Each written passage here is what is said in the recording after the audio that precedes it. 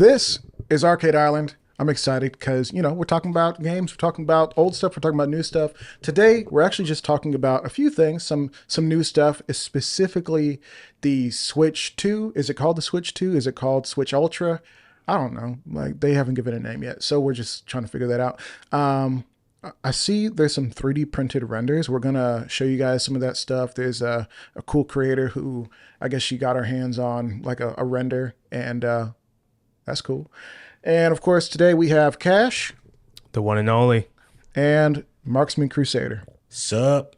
And you guys can call me Atlas. And let's just jump into it. What are we discussing first? Let's jump. All right, so the first thing we're discussing is going to be so recently some CAD renders of the Nintendo Switch 2 or whatever you want to call it, the Super Switch, the Switch Pro, whatever, that heavily rumored device that people have been talking about for such a long time now.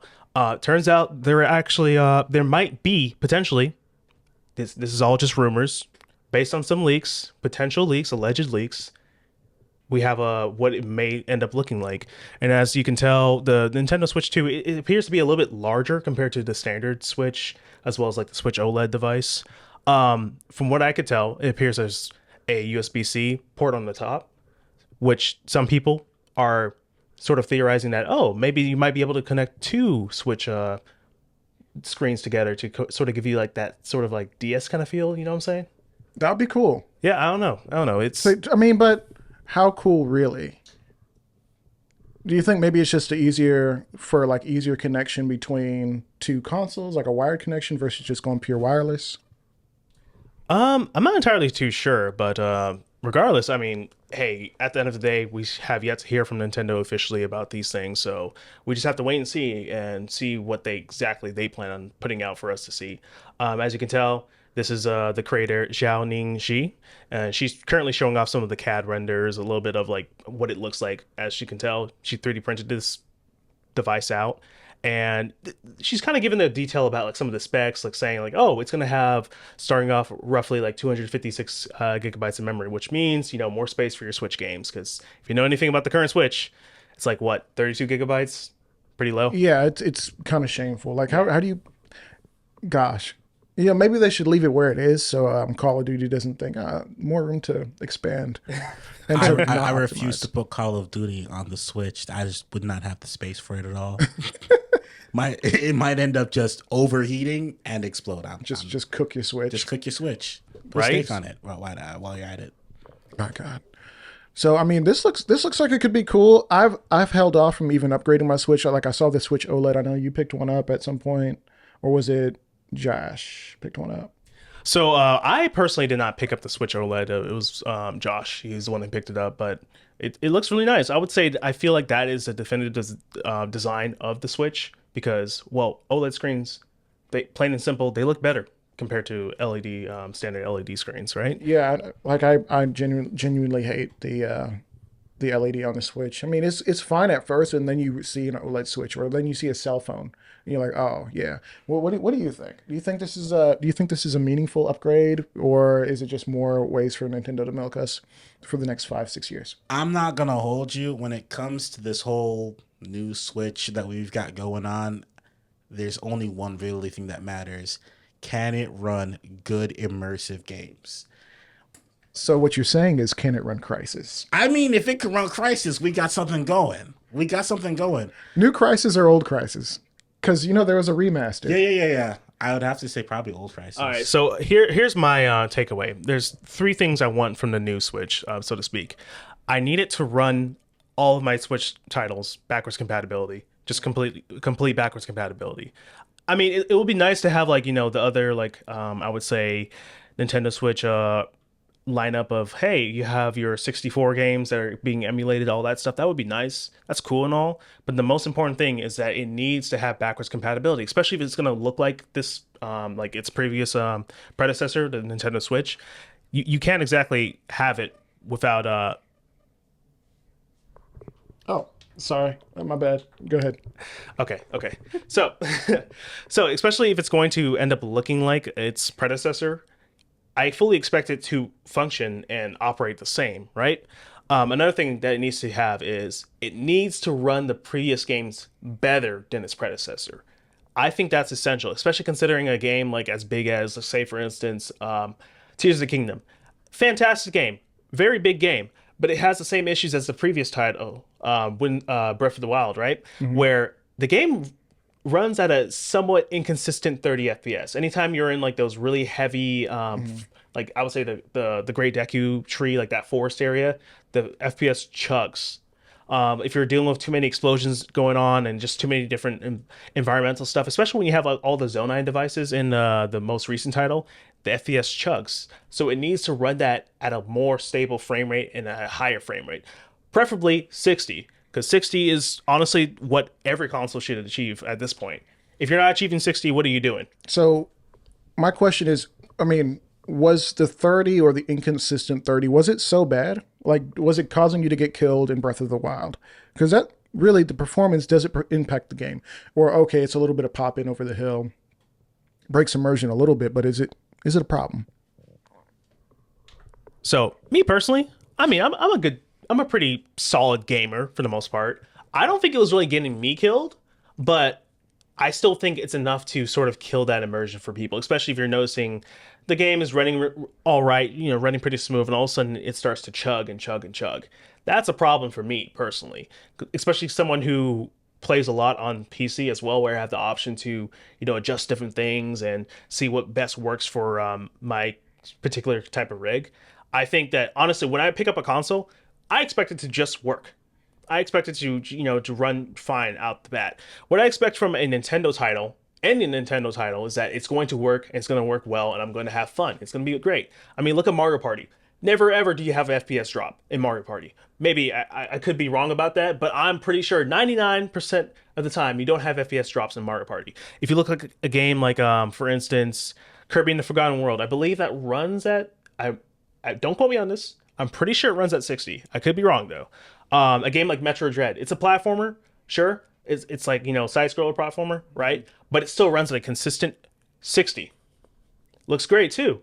And you never really worry about that drop in FPS, so to speak. So I think it's honestly really important, like really crucial for them to achieve that higher performance just for like any of their future titles going on from here on out. Especially considering that, like, look at PlayStation. They have the PlayStation 5, right?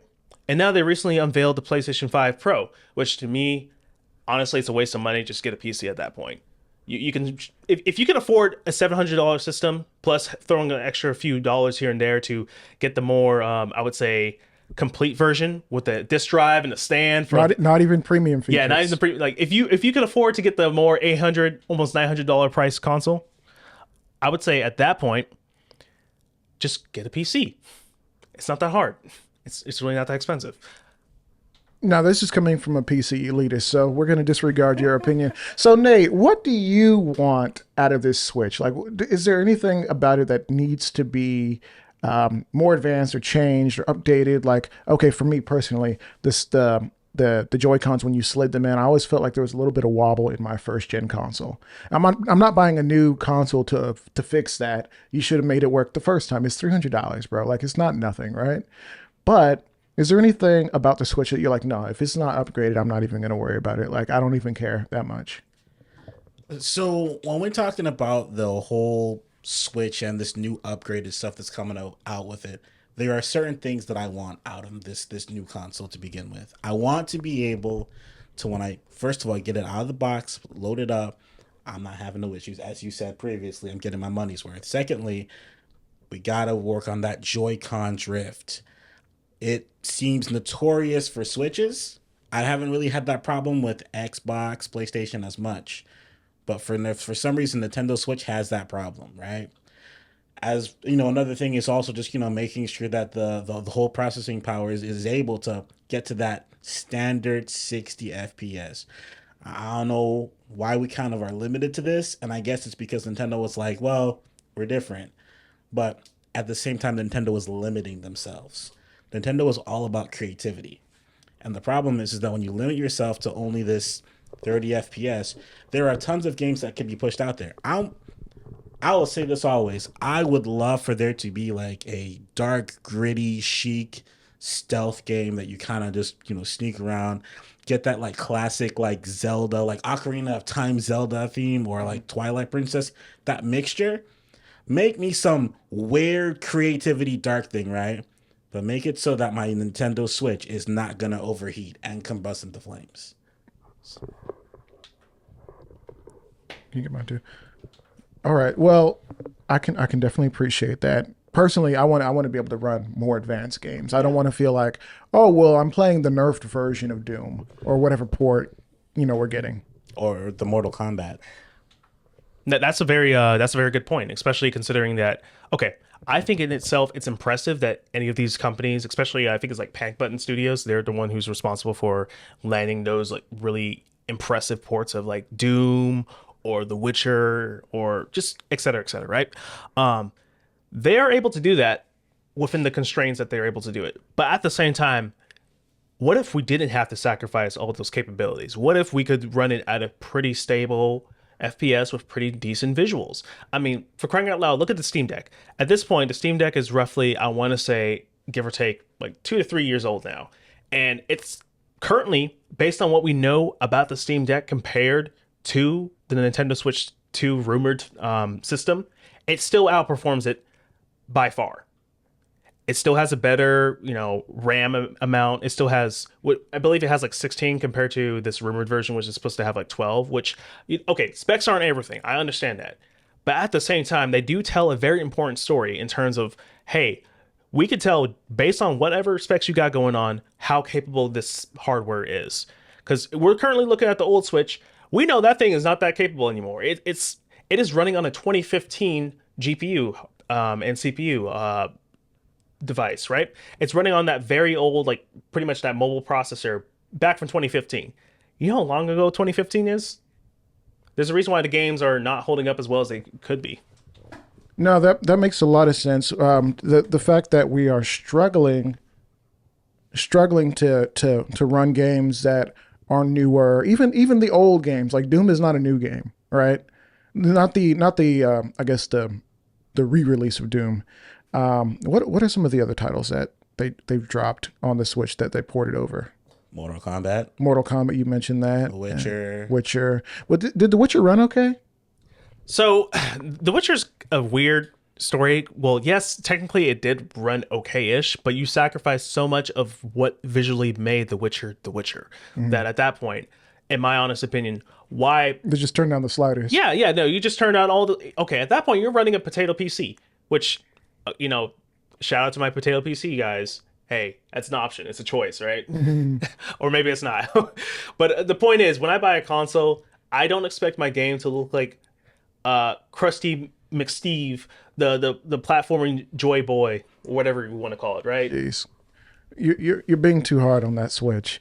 Then again, maybe you're not. Well, like I'll just put it this way. It needs to be better. It needs to be a lot better. And I don't want to feel like I should just go play a game on my phone and I'm gonna get a better experience. Because that's what I've been doing, to be for real. Yeah, no, that's a good point, especially considering you're talking about playing a game on your phone. I mean, I believe as of right now, don't quote me, you can play Resident Evil 4 Remake on your iPhone. Dang. Yes, and not the cloud version, none of that nonsense. We don't do that here. I'm talking about natively on your mobile phone. The fact that you could do that natively on your mobile phone, that itself is impressive. That itself is that's a testament to show how far gaming has come along.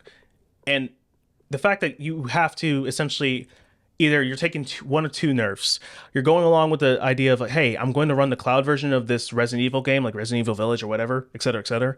I'm running the cloud version of that, or I'm running the native version, but I'm just nerfing the visuals so heavily, or I'm nerfing the performance so much to the point where, at this point, is it even worth playing? Last question, and then I think we should move on to the Helldivers topic. Do you think this will utilize cloud gaming to run those more advanced? Because it's not a big system. You've seen the original PlayStation, you've seen the Xbox Series X. When I say the original PS5, and then the PS5 Slim and the PS5 Pro, like they're not small. Like this is literally a slab. It's like a big cell phone. I mean, the Steam Deck is even chonky compared to the specs and renders that we're gonna put in the show notes, so you can go watch what this lady's showing off. But can you even get similar performance without saying, okay, so some of these really good games that you actually want to play, that's going to be a cloud experience, or we're going to have to use some cloud to like provide some of the extra sauce that the platform cannot do.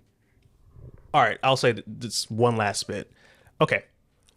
Yes, it's very possible they could rely on cloud gaming. I think that's very much a possibility. However, in that same vein, I think what Nintendo should have done is offered a specific like a desk like almost like a desktop GPU, but in the form of like the Switch dock itself, where it not only does it get like a boost to its power outage, but also it gets a major boost to its graphical output. Because as we know, the standard Switch already does that in the sense of, hey, we're gonna underclock it just a bit so that it can maintain not just a steady performance, but more so emphasis on that battery life. I mean, if you want to, you could jailbreak your Switch and allow it to run at that unclock speed, but you're going to kill your battery life for that. However, when it ends up docking, not only is it exporting at a much higher resolution, instead of like 720p natively on the Switch, it outputs it to 1080, I believe, right?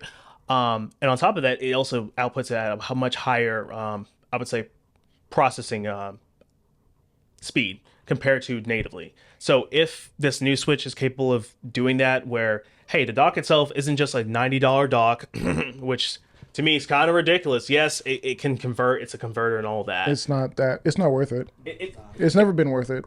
right. It's never been worth it. I honestly think, hey, I would clearly, for me, I would justify paying $150 if I knew this thing had more components in it, something that would actually justify me having to buy it. I mean, I understand it comes with the Switch. Awesome, that's I great. mean, it doesn't even have an Ethernet connection. The old one did not. The new one does. Like Oh, good. specifically the OLED version, it has that Ethernet, but they swapped out one of the USB ports for that Ethernet because they noticed people were just using that for Ethernet anyways. So that's kind of low key a downgrade. It's an upgrade, but it's a weird upgrade. It's like a side grade. Let's be honest. Well, I mean, because I use the side port on my Switch for like charging stuff, and I think I've used the rear switch for some charging, but barely. But if you, if you want to plug in a, third party connector for like Xbox controller or something like that, um, now you don't have that, but you have Ethernet. So, yay? I don't know. But we spent a lot of time on this topic. We want to make sure that we're covering the other stuff before we have to get out of here. Let's talk a little bit about not Snake Eater. Let's talk about Helldivers. So Helldivers is a fantastic game that was kind of sullied a little bit. Maybe got a little muddy because the developers, and they're trying to balance the game, make it more fun, make it more challenging, giving the people what they want, I think misunderstood what people actually wanted and made the game not harder necessarily, not harder. They made it less enjoyable by making all the guns, as we talked about in the last episode, making all the guns and stratagems and special abilities that you can get considerably weaker and less effective against some of these enemies that are tremendous. A la taking away some of the power fantasy, some of the bombasticness of the game for more verisimilitude, like milsim type crap. That, do you want that in Helldivers? It's a game about like going not overseas, going to get the oil, going into space to harvest some aliens. Oil, Yeah, to harvest some alien oil. But tell me, did the new update that they just brought, did it actually fix the game? Because I'm hearing maybe it did. So it's very different. It's divided. So you have two sides. You have one side saying, yes, this is the greatest thing since sliced bread. Helldivers is save victory, and you're seeing lots of numbers starting to slowly grow back to Helldivers. You got another side saying that this is going to go completely downhill. We are cooked. Helldivers is cooked. When the update came out, I said, all right, let's do some research. Let's get into it. I played it. It's good. It's getting back to its roots, but adding a little extra spice to it. Fire itself is great. They added a new stratagem from the Fire DLC pack where you have the orbital napalm strike. And I'm racking 30, 40, 50 kills off of it if I go into a nest alone.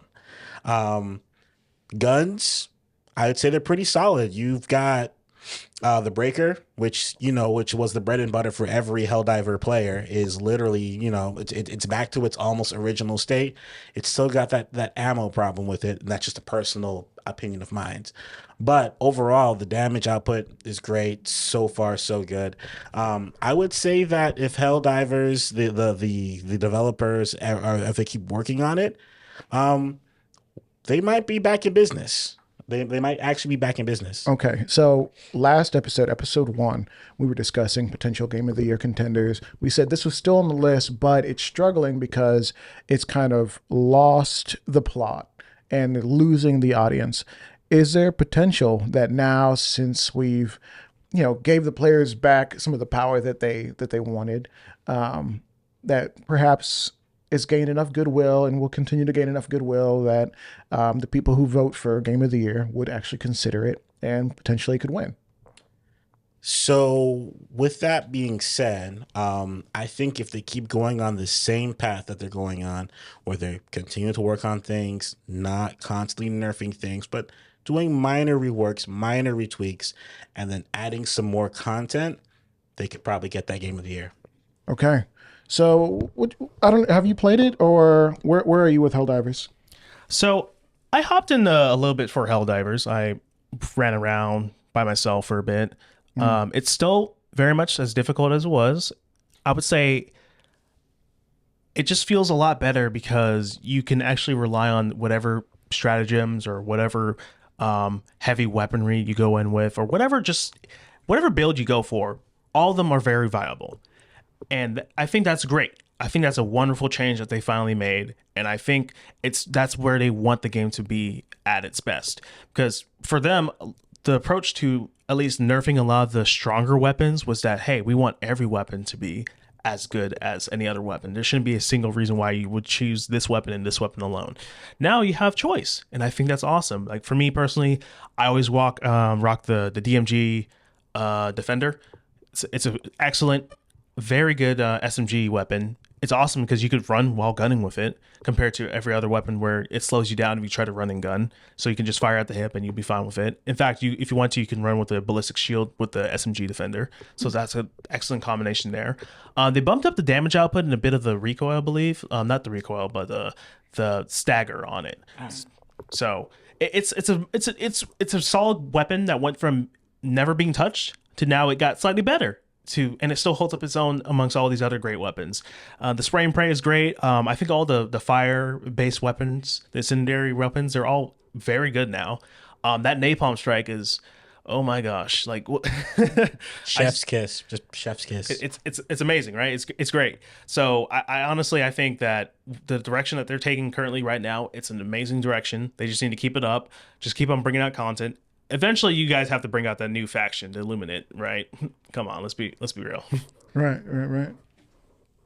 And yeah, I'm definitely looking forward to that. I need to pull the game back on. I spent the last week just updating or trying to work on the previous podcast, so I really have had no time to actually hop on the game, except for that time that I spent playing Ghost of Tsushima, which is a fantastic game, and I highly recommend it to anyone who hasn't played it yet. And to people who have played it, go back and play it again. It's great. But let's go ahead and transition over. You just wanted to touch on this for a second. Let's transition over to a game that not a lot of people are really talking about, unless your name is Crusader.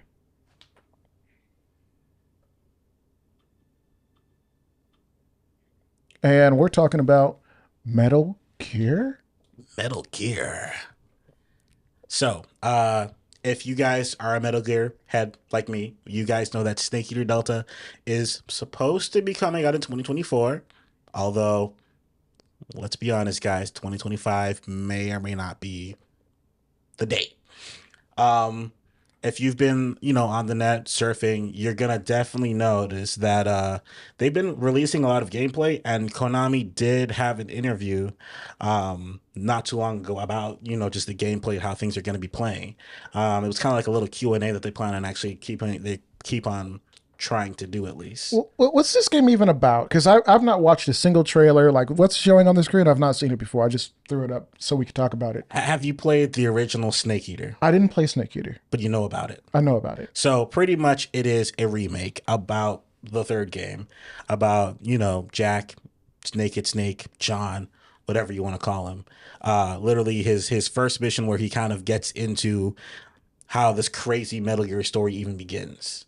It's literally it. It's the prequel amongst prequels. Okay. That sounds really good. It is good. And it's highly praised from the PS2 era. Highly praised, one of the top games ever. You would love it, actually. So I think you should give it a try. Lots of guns to try. So okay, so it's a remake of the old Snake Eater. Yeah. But what's the status of this game? When's it coming out? Like why are we remaking the game? What is it such an important part of the series that it has to be redone? So I would definitely say that a lot of people have been actually hoping for the remake of this game to come out. A lot of people are like, I want to be able to play Metal Gear Solid 3, but I don't want to just play it on the classic PS2, style. I want to see how it look really good. Another thing that really kind of got those gears in people's heads was when Konami, in all their infinite wisdom beforehand, did the pachinko machines, which, the gambling machines is what they had. And they had these amazing, cutscenes. Beautiful, absolutely beautiful.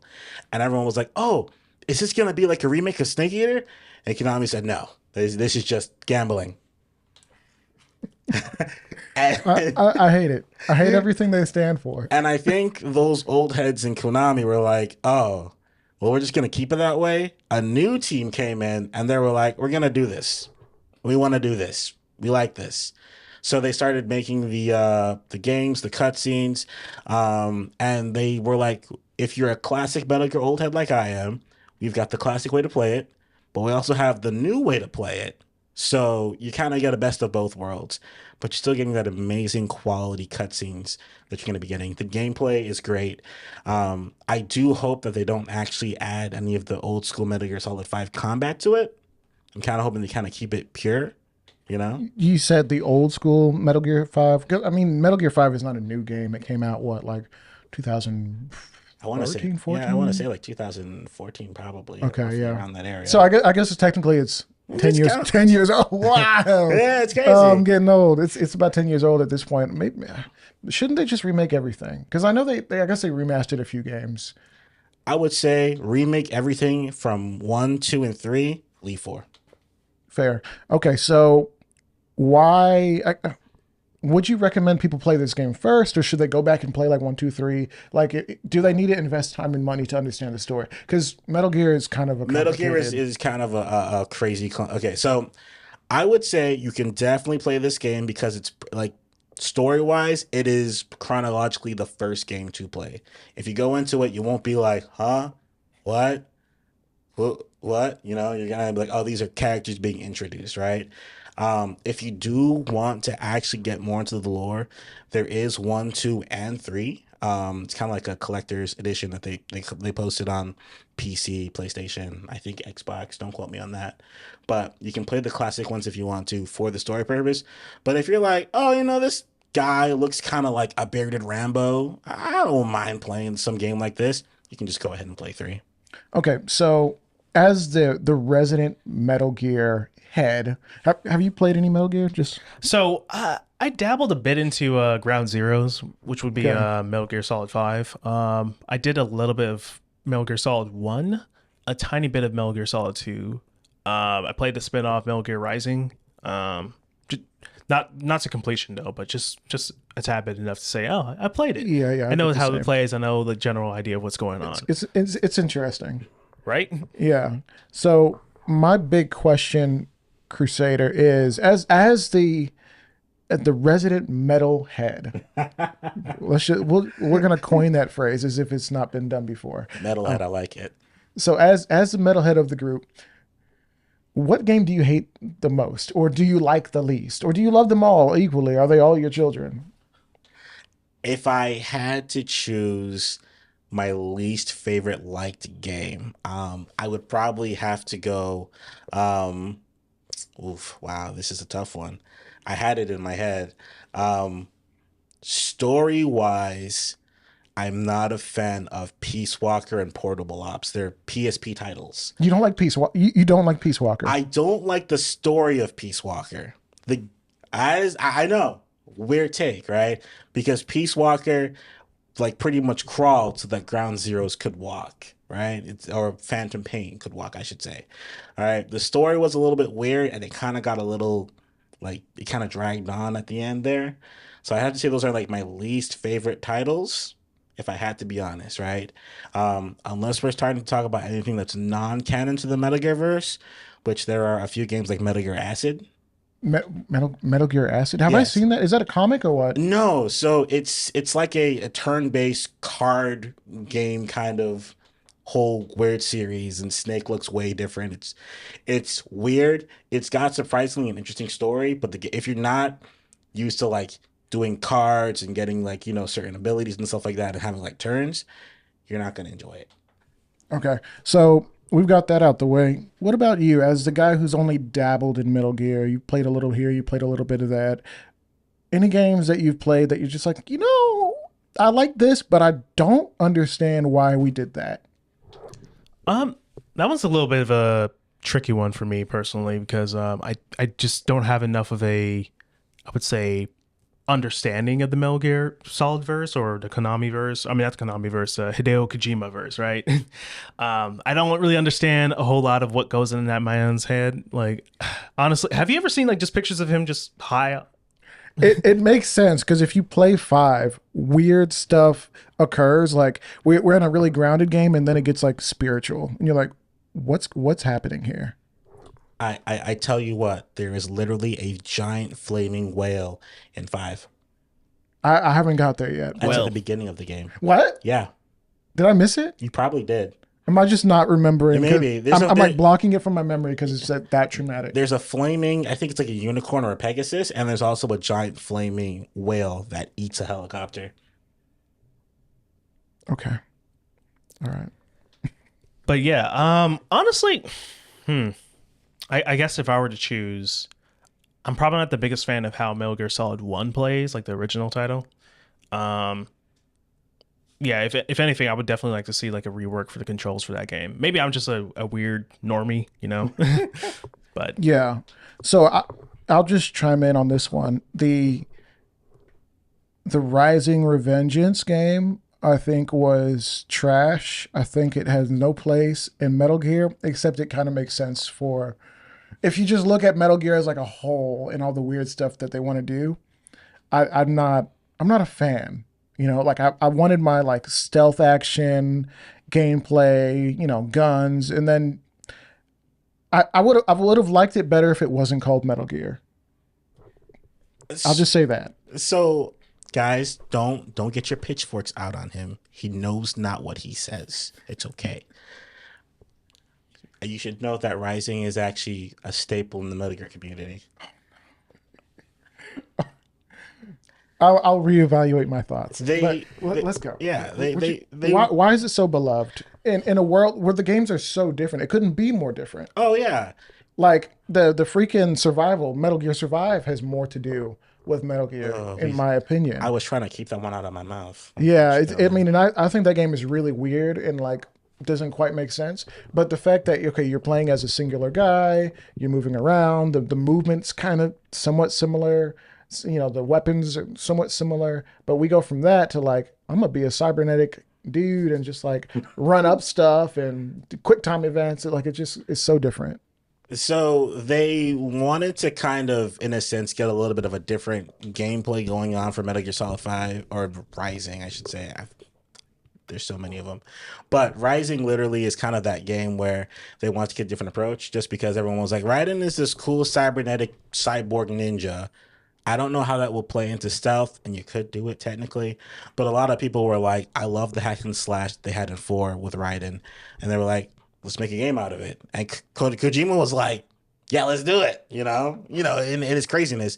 And even though it doesn't have the stealth aspects in that game, it still does have its wacky Metal Gear weird vibes, like Raiden in Mexico with a sombrero and a poncho, and he's like, adios, amigos. Like Yeah, that's it's Metal I Gear. get that. You know? I get how it can be endearing, and if you're connected to the universe as a whole, it makes sense. Oh yeah. But as a guy who I haven't played much, like I loved Peace Walker. I mean, I got my PSP. I was really attached to that, and when I played Peace Walker, I played it from top to bottom. What's the kidnapping system that they have? The The Fulton. Fulton recovery system. Yeah, Yeah. like that introduced me to that system, and I was just like, oh, sweet. And then when you got it again in Metal Gear 5, I was just like, oh, yeah, I'm doing this all day. I don't kill anyone in this game. I'm just kidnapping you. Your family's never going to see you again. So, and so that made sense to me, right? And I know you said you didn't really like Peace Walker, but I loved Peace Walker. I will say this. I loved the mechanics of Peace Walker, even though it had world control schemes for the PSP, but it was only because the PSP was limited. I just was not a fan of the story because it kind of didn't make a lot of sense in certain places, like objectively. You know, it's interesting because you have to ask yourself, like, who are these games for? Like, who are movies for? Who are TV? Like somebody was saying, well, if you turn your brain off, the new like Star Wars makes a lot of sense. Like some of the shows that people aren't really big fans of, like Acolyte. And I'm just like, if you're watching it and not like super attached to like the overall canon and whatnot, I'm sure it's a fine piece of media for some people, right?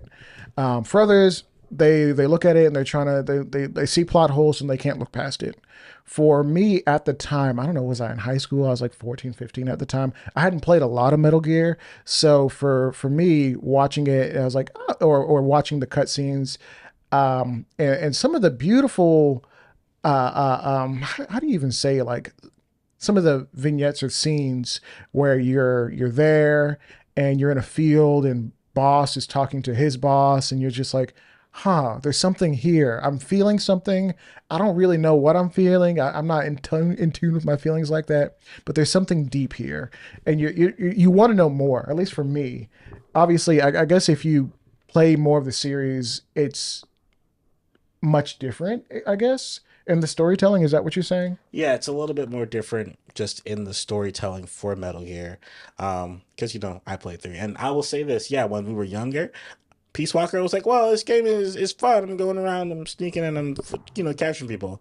And then I look back and then I had to replay, and I was like, this story doesn't make a lot of sense. And then once you get to a point where Yeah, yeah, when the game is kind of like at that ending phase, you're kind of like, I don't know what I'm really doing here. Why am I still playing this game? But there's still things to do. So, like, after you technically beat the big giant, Peace Walker, which is the game, you end up being like, all right, what am I doing now? We'll do a few missions and then you'll kind of get on with it again. Oh, this guy escaped prison. He escaped 7 times, mind you. And then after 7 times. 7 times. Why don't I remember this? Is this like only the remaster, or did I just this block it out? happened in the original content. It's just that if you weren't continuing to play the game, you wouldn't know. It's crazy. Okay, so let's wrap here because that's the show, I think. Guys, listeners, if you have questions, comments, suggestions for things that you want to see from us, let us know. Send us messages.